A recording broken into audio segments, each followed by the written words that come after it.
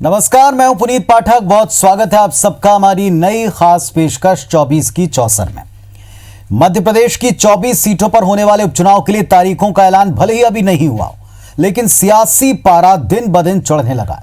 बदले सियासी समीकरण के बीच में अपनी अपनी साख बचाने के लिए तगड़ी मोर्चाबंदी है। दिग्गजों को जीत की जिम्मेदारी देकर मैदान पर उतारा जा रहा है।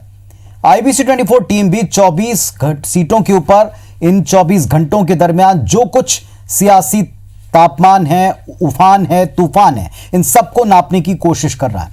और इस चुनाव में सबसे बड़ा सवाल जो उठा है, क्या एक नेता की महत्वाकांक्षा ने 22 सीटों पर चुने हुए लोगों को सड़क पर ला दिया, या जिन लोगों ने अपने नेता के कहने पर पार्टी और जनता के वोट से मिली विधायकी छोड़ दी, क्या जनता का उन पर अब भी भरोसा है?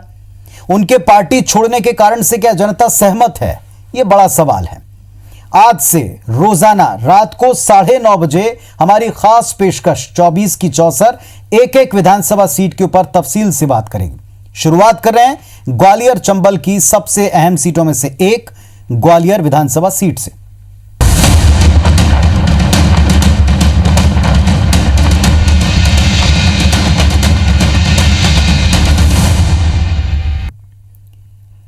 ग्वालियर विधानसभा, जहां चुनावी बिगुल बजने से पहले ही कांग्रेस बीजेपी में तीखी जुबानी जंग शुरू हो गई। बदले हुए सियासी समीकरण में दोनों दलों के लिए चुनौतियां कम नहीं है। सीट का सियासी इतिहास कहता है कि जनता ने दोनों प्रमुख दलों को बारी बारी मौका दिया है। 2018 के चुनाव की बात करें, कांग्रेस के टिकट पर चुनाव जीते प्रद्युमन सिंह तोमर अब बीजेपी में आ चुके हैं। जिन मुद्दों और चेहरों पर तोमर कांग्रेस में रहकर सवाल उठाया करते थे, अब भाजपा में आकर भी उन्हीं मुद्दों की बात करेंगे। सवाल ये चुनावी मुद्दों पर होने वाला है पूरा का पूरा घमासान, या उनके चेहरे की विश्वसनीयता को अब के बार जनता टटोलेगी? यह बड़ा सवाल है।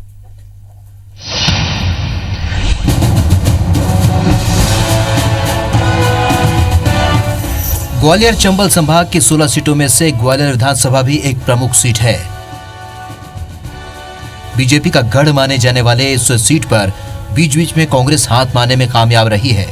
ब्राह्मण क्षत्रिय बाहुल्य आबादी वाले सीट पर जीत इस बात पर भी निर्भर करती है कि किस सीट से किस जाति के उम्मीदवार को खड़ा किया गया है। पिछले चुनाव में दोनों प्रमुख प्रत्याशी क्षत्रिय समाज के थे, इसलिए जीत की दिशा ब्राह्मण और ओबीसी नहीं बल्कि अन्य जातियों ने तय की थी।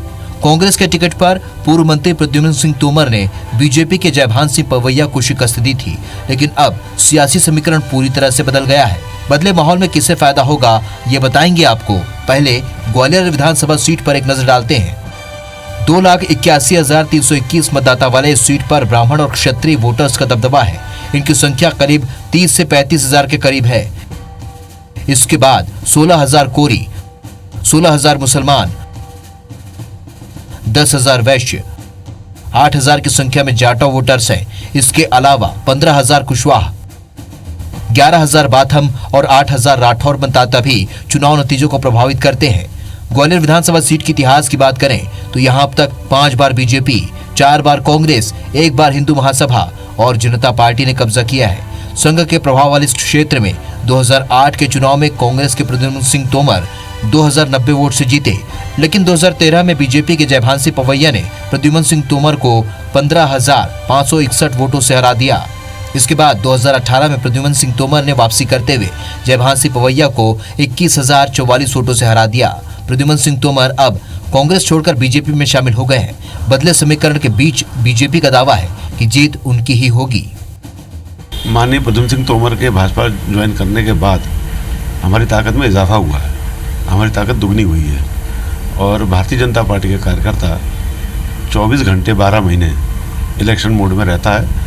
पार्टी के हमारे इतने कार्यक्रम आते हैं कि हम 24 घंटे सक्रिय रहते हैं, तो हमें कोई अतिरिक्त योजना बनाने की, अतिरिक्त काम करने की आवश्यकता नहीं। हम तो ये काम 12 महीने करते हैं। और भारतीय जनता पार्टी का गढ़ रहा है ग्वालियर विधानसभा क्षेत्र। हम पहले से बहुत अधिक मतों से जीतेंगे, ऐसा मेरा विश्वास है। अब जब कमलनाथ सरकार में मंत्री रहे प्रद्युमन सिंह तोमर बागी हो गए हैं और वो उपचुनाव में बीजेपी के टिकट पर चुनावी मैदान में जाने वाले हैं, तो कांग्रेस के नेता ही अब उन्हें घेरने में लगे हुए हैं। कांग्रेस नेता और टिकट के दावेदार माने जा रहे देवेंद्र शर्मा के मुताबिक प्रद्युमन सिंह तोमर की राह आसान नहीं होगी। ग्वालियर में संगठन पूरी तरह मजबूती से खड़ा हुआ है और चुनाव में कहीं कोई दिक्कत नहीं आनी। चुनाव लड़ते हैं कार्यकर्ता, और कार्यकर्ता पूरी टीम आज भी कांग्रेस के साथ खड़ी है, चाहे वो बूथ स्तर का कार्यकर्ता हो, चाहे वो सेक्टर हो, चाहे वो मंडल हो। निश्चित रूप से पूरी चुनौती दी जाएगी, इसमें कहीं कोई वो नहीं है शंका। और फिर जनता भी तो इनके कृत्य से नाराज है, सबसे बड़ी बात यह है। बहरहाल ग्वालियर विधानसभा के चुनावी रण में भले ही तारीखों का ऐलान ना हुआ हो, लेकिन कांग्रेस और बीजेपी इस जंग को जीतने रणनीति बनाने में जुट गई है। फिर चाहे प्रद्युमन सिंह तोमर हो या फिर कांग्रेस के दावेदार, कोरोना काल में मदद के जरिए लोगों के पास पहुंच रहे हैं, अपने वोट बैंक मजबूत करने की भरपूर कोशिश कर रहे हैं। ऐसे में देखना होगा कि ग्वालियर विधानसभा की जनता किसे पसंद करती है। नासिर गौरी, IBC 24, ग्वालियर। तो नेता अगर ये कहते हैं कि वो तो 12 महीने चुनाव के मूड में रहते हैं तो कोई गलत बात नहीं है, क्योंकि जो उथल पुथल और उपचुनाव की नौबत बनी है वो इसी इलाके, इसी क्षेत्र के नेताओं की महत्वाकांक्षा, उनके दल बदलने या फिर हम ये कहें कि उनके पाला बदलने की वजह से रही है। इस तरह लगातार लोगों के बीच में चर्चा है। और वैसे चुनाव की जब कभी बात चली तो चुनाव मुद्दों पर होता है, सरकार के कामों पर होता है। अगर इस बार की सबसे बड़ी मुश्किल आप कहेंगे तो वो यही है, कांग्रेस के बागी जो अब बीजेपी के प्रत्याशी बनने वाले हैं, वो ये कहते हैं कि कांग्रेस में जब वो रहते थे तो कुछ काम नहीं हो रहे थे। इसके पहले किसानों की कर्जमाफी, शुद्ध के लिए युद्ध जैसे तमाम कामों की तारीफ करते हुए थके नहीं, और फिर अचानक से उनका दल बदला तो सुर भी बदल गए। उनके बयानों पर जनता आखिर भरोसा कैसे करेगी? यही कांग्रेस का सबसे बड़ा प्लस पॉइंट है। पार्टी और जनता से धोखा और दल बदलते ही बदले हुए बयान ये याद दिला रही है कांग्रेस पार्टी इलाके की जनता को अभी से।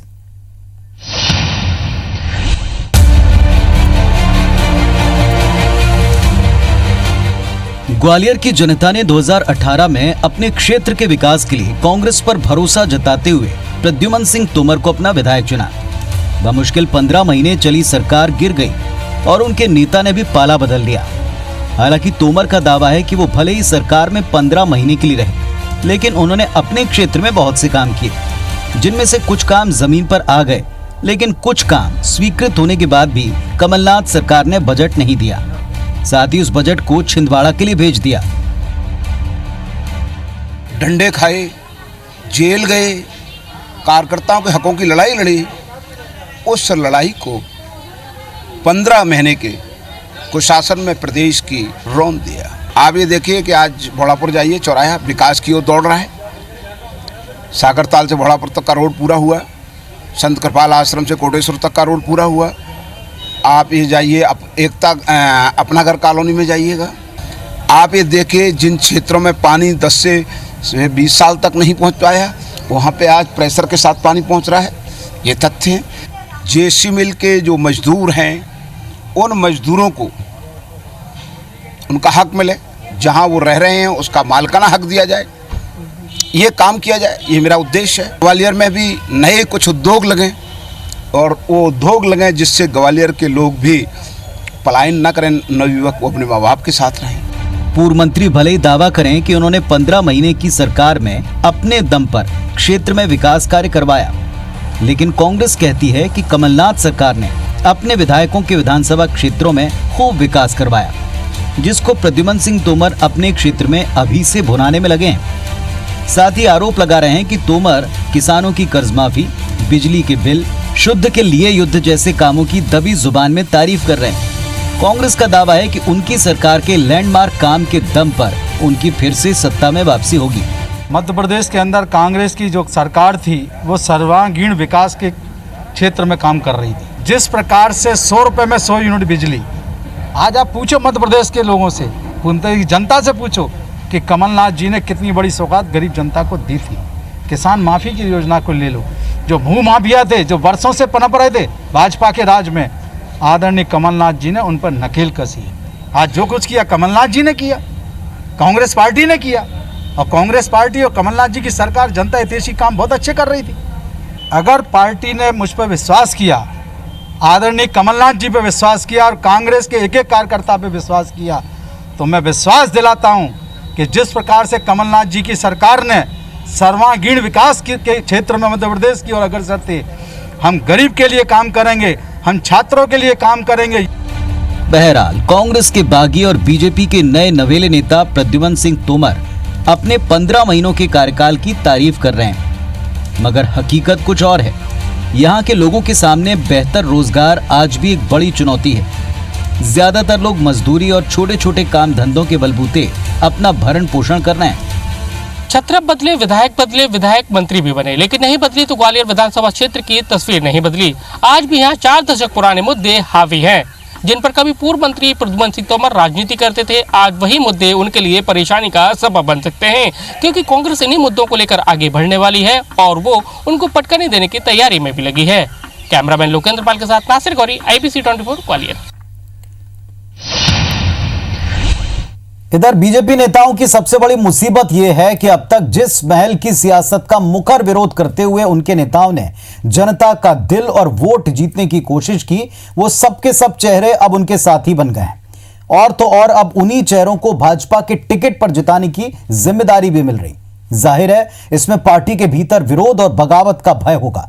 इसीलिए भाजपा ने टिकट के दावेदारों को बाकायदा भोपाल बुलाकर त्याग का पाठ भी पढ़ा दिया।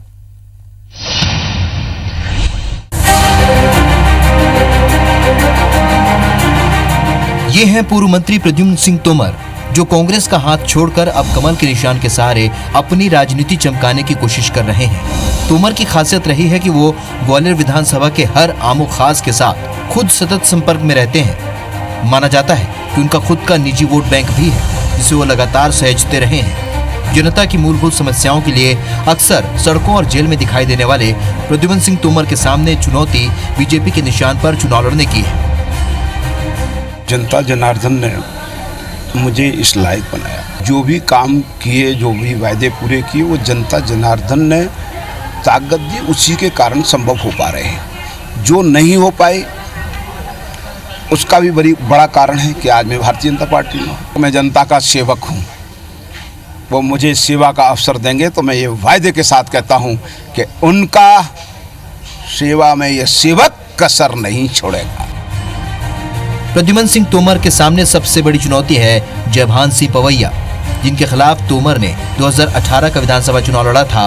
अब उनके साथ मिलकर चुनाव लड़ना है। दरअसल जयभान सिंह के लिए प्रद्युमन सिंह तोमर का बीजेपी से जीतने का मतलब है उनका सियासी वानप्रस्थ।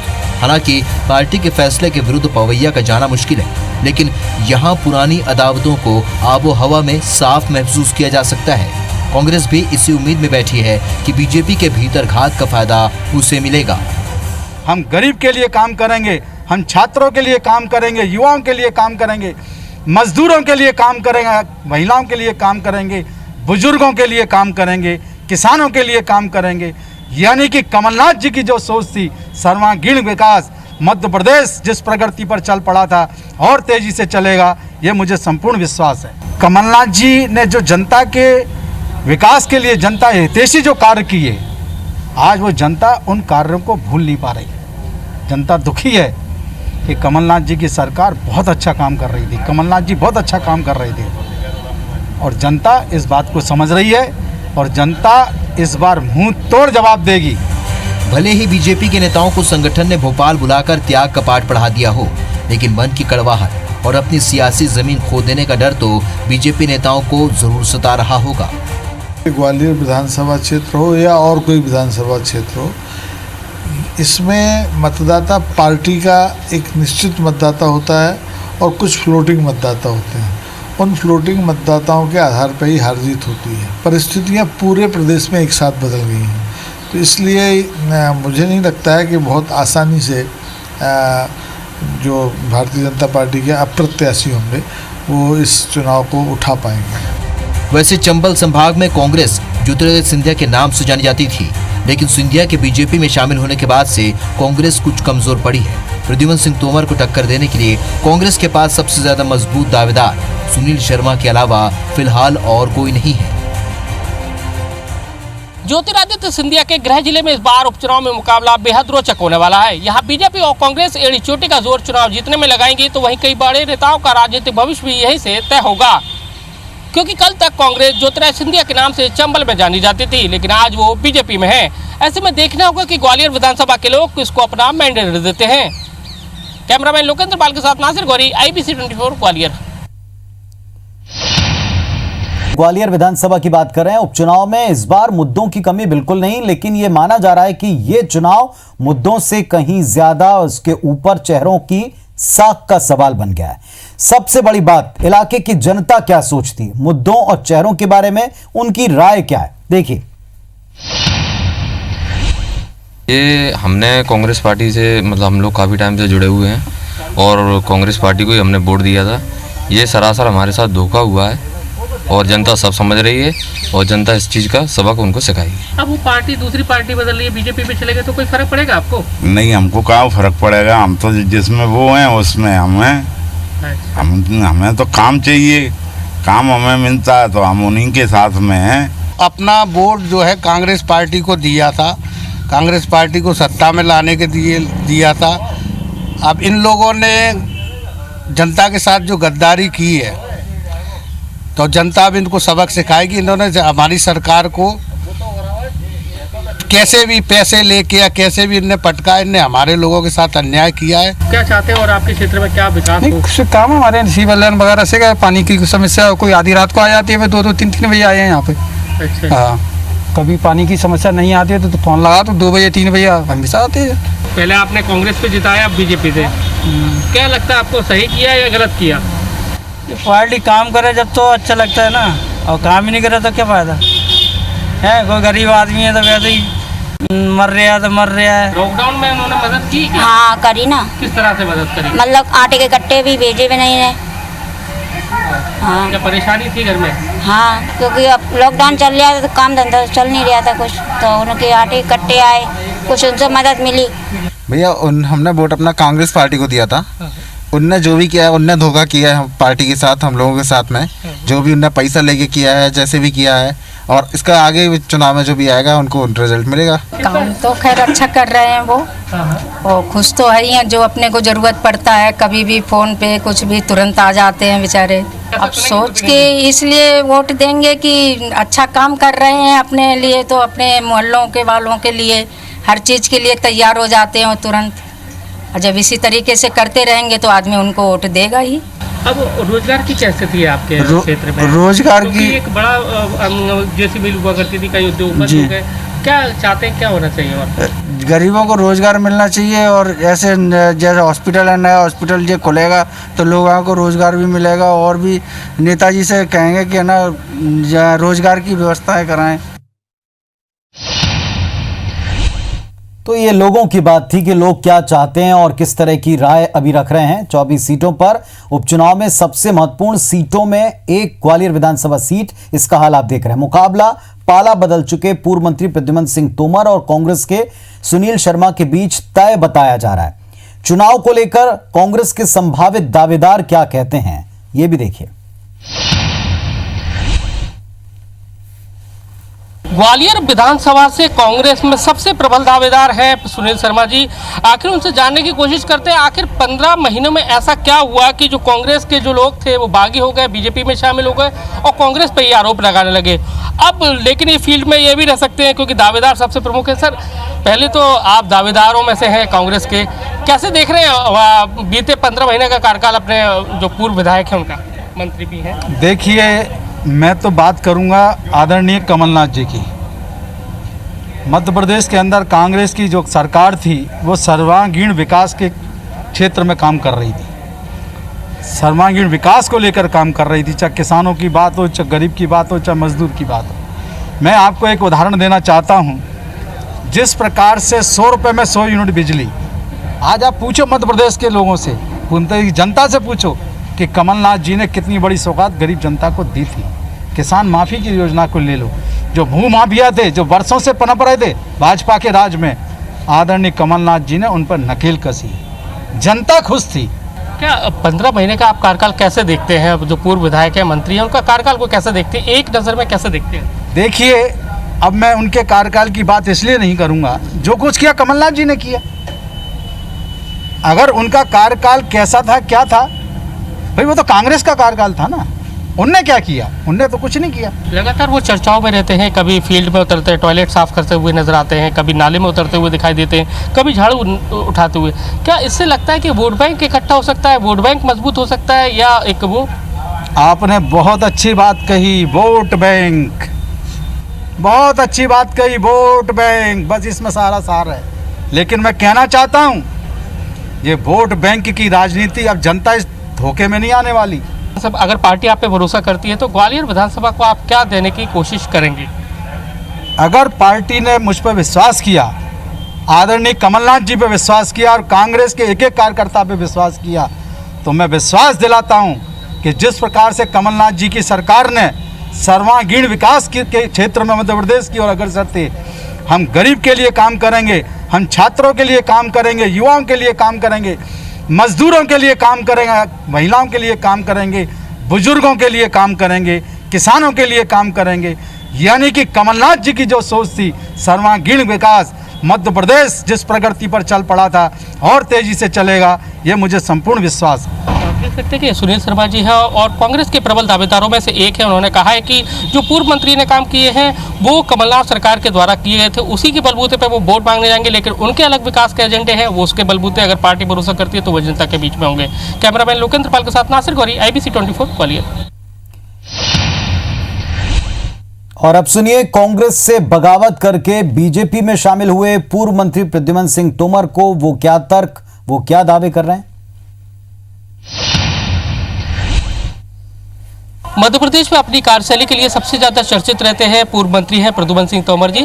प्रद्युमन सिंह तोमर जी, अब आप कांग्रेस से बीजेपी में हैं, कैसे देख रहे हैं बीते 15 महीने के जो कार्यकाल है, जो आपने वायदे किए थे वो वायदे कितने पूरे हुए और नहीं हुए, तो आखिर कहाँ मामला फंस गया? पहले तो मैं आपसे ये कहना चाहता हूँ कि जनता जनार्दन ने मुझे इस लायक बनाया, तो जो भी काम किए, जो भी वायदे पूरे किए, वो जनता जनार्दन ने ताकत दी, उसी के कारण संभव हो पा रहे हैं। जो नहीं हो पाए उसका भी बड़ा कारण है कि आज मैं भारतीय जनता पार्टी में, जिस कांग्रेस को 30 साल हमने लाठी खाई, डंडे खाए, जेल गए, कार्यकर्ताओं के हकों की लड़ाई लड़ी, उस लड़ाई को 15 महीने के कुशासन में प्रदेश की रौंद दिया, कार्यकर्ताओं की नहीं सुनी गई। कौन से बड़े काम थे जो आपने वायदे किए थे वो पूरे हो गए और नहीं हो पाए थे, वो कौन से थे? आप ये देखिए कि आज भोलापुर जाइए, चौराहा विकास की ओर दौड़ रहा है, सागरताल से भोलापुर तक का रोड पूरा हुआ।